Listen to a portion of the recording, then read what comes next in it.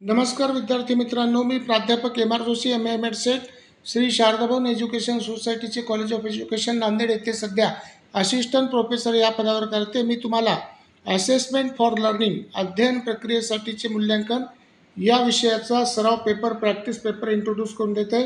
चला तर पाहूया हा प्रॅक्टिस पेपर।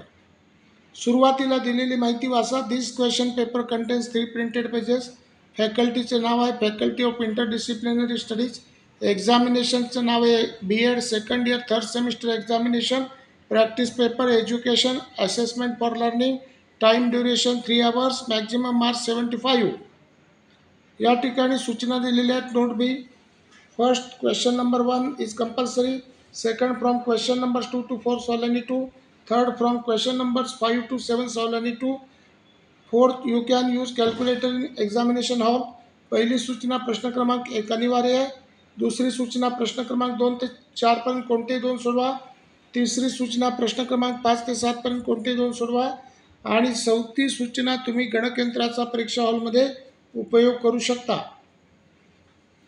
पहिला जो प्रश्न आहे हा टिपा द्यायचा आहे। राईट शॉर्ट नोट्स ऑन आणि 3 for 15 marks. A validity and reliability.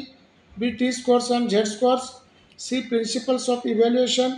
The thematic apperception test. E open book examination. मराठीमध्ये थोडक्यात टिपा लिहा। कोणतेही दोन कोणतेही तीन थोडक्यात टिपा लिहा। कोणतेही तीन। ए सप्रमाणता व विश्वसनीयता। बी टी प्राप्तांक व झेड प्राप्तांक। सी मूल्यमापनाची तत्वे।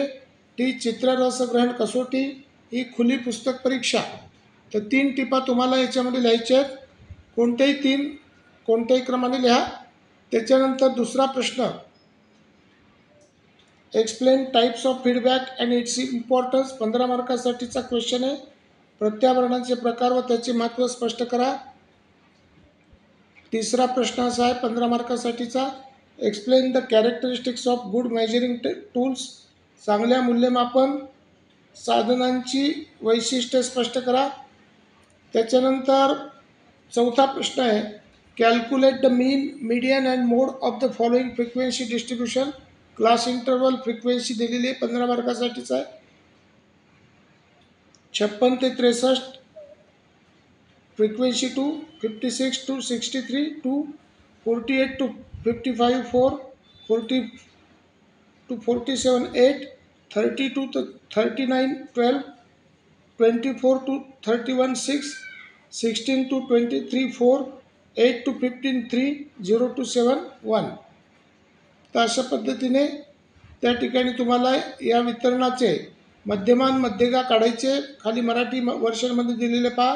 खालील वारंवारता वितरण मध्यमान मध्यगा व बहुलक काढा। वर्गांतरे 30 आहेत। वारंवारिता 56 ते 63 2, 48 ते 55 4, 40 ते 47 8, 32 ते 39 12, 24 ते 31 6, 16 ते 23 4, 8 ते 15 3, 0 ते 7 1। त्याच्यानंतर पाचवा प्रश्न तिसऱ्या पेजवर calculate quartile deviation and P70 of the following frequency distribution. 15 मार्कासाठीचा आहे।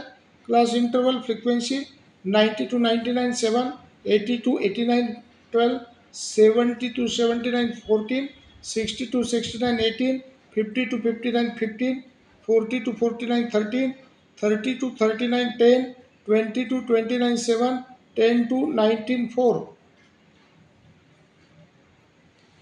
खालील वारंवारता वितरण चतुर्थक विचलन व P70 काढा। वर्गांतरे वारंवारिता 90 ते 99 7, 80 ते 89 12, 70 ते 79 14, 60 ते 69 18, 50 ते 59 15, 40 ते 49 13 13, 30 ते 39 10, 20 ते 29 7, 10 ते 19 4। तर अशा पद्धतीचा हा वारंवारिता वितरण सारणी टेबल हा दिलेला आहे। याच्यावरून तुम्हाला चतुर्थक विचलन व P70 काढायचं आहे। त्याच्यानंतर याला 15 मार्क आहेत। वरच्या याला 6वा प्रश्न असा आहे 15 मार्कासाठीचा discuss in detail following 2 tools interview and questionnaire for 15 marks. खालील 2 मूल्यमापन साधनांची सविस्तर चर्चा करा। मुलाखत आणि प्रश्नावली।